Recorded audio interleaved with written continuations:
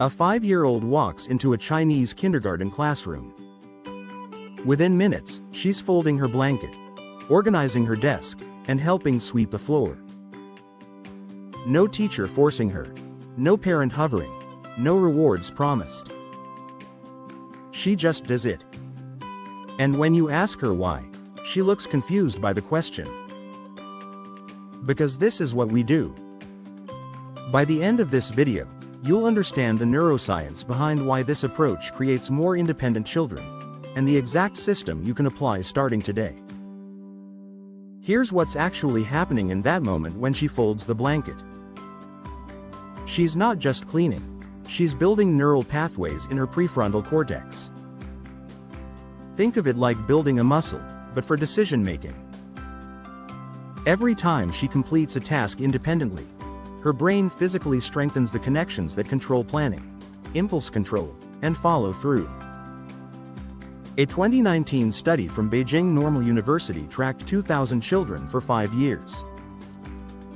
Children who had daily practical responsibilities showed 40% higher self-regulation scores by age 8.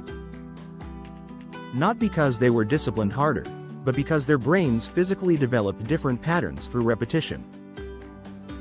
In many Western schools, teachers organize materials, set up activities, clean up messes. Children arrive, play, learn, leave. In Chinese kindergartens, children do those tasks themselves. One system says, "You are served," the other says, "You contribute." And most of us fall into a trap without realizing it. We tie our children's shoes because we're running late. We pack their backpacks because it's faster. We cut their food because we don't want a mess. We think we're being good parents, showing love through service. But a Stanford study on childhood stress revealed something that contradicts everything we thought about pressure. Appropriate responsibility doesn't increase anxiety, it reduces it. Because the stress doesn't come from the task, it comes from feeling incapable. When children prove to themselves they can handle something, they sleep better, they worry less, they face new challenges with confidence instead of fear. When we constantly do things our children can do, we're accidentally stealing that peace from them. Their brain learns, "I wait for someone else," instead of, "I can figure this out." Before I give you the complete system, try this today. Watch your child struggle with something simple: putting on their jacket, opening a container, organizing their toys. And don't help for 60 seconds longer than you normally would. Just observe. You'll see something fascinating.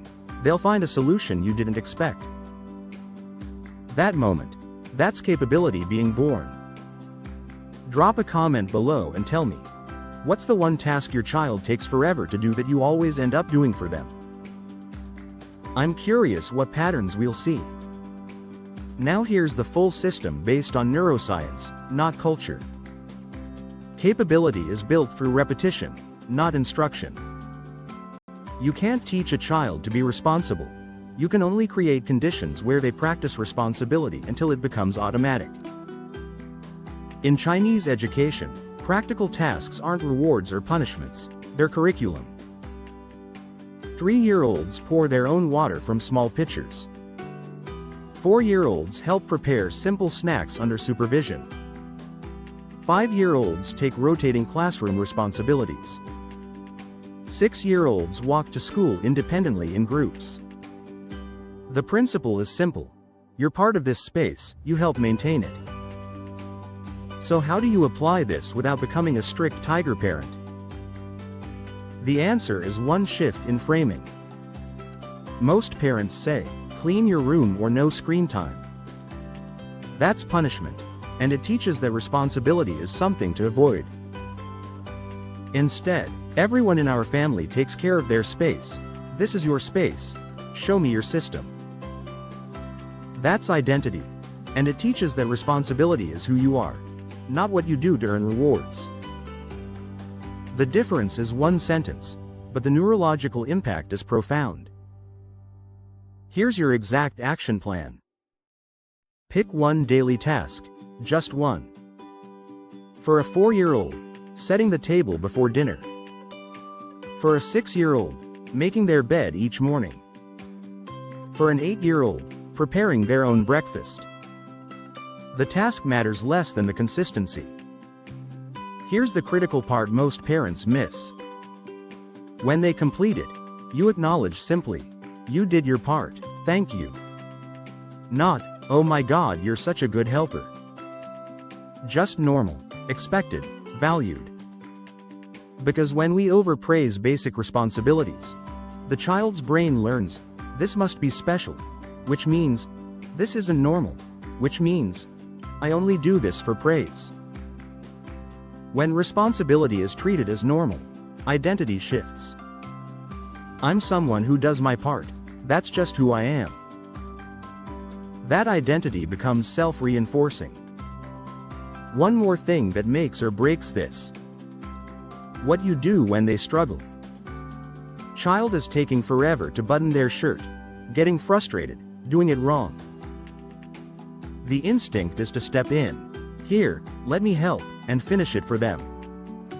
In Chinese classrooms, the teacher says calmly, "Keep working. You'll figure it out. Tomorrow it will be faster." Then walks away.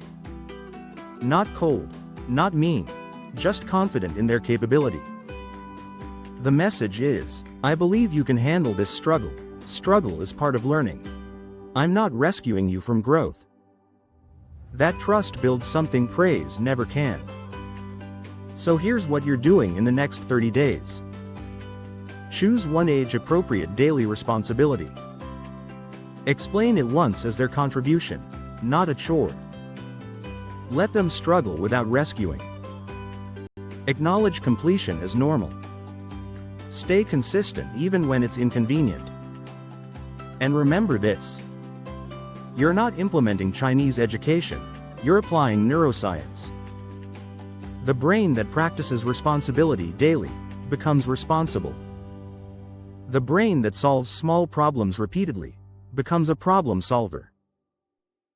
The brain that contributes regularly sees itself as valuable. That's not cultural, that's biological. The greatest gift you can give your child isn't doing things for them. It's proving to them they're capable, through repetition, through struggle, through completion. That proof becomes their identity. And that identity starts forming today, with one task, with your willingness to step back and let them build it.